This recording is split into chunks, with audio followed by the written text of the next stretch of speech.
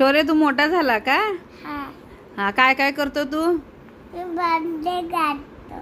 भांडे घासतो. अजून मी कामाला जातो. कामाला जातो. मग शाळेला केव्हा जातो?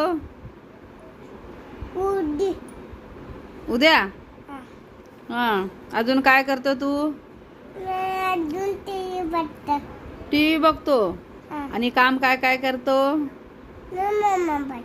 मोबाईल बघतो. हे काम करतो. हा. मग नवीन आलेला झोपवतो. आरेला झोपवतो. हा. हा, एवढा मोठा झाला तू. हा. हा, चपाती खातो का तू पण मोठा झाला तर? मी कामाला जातो.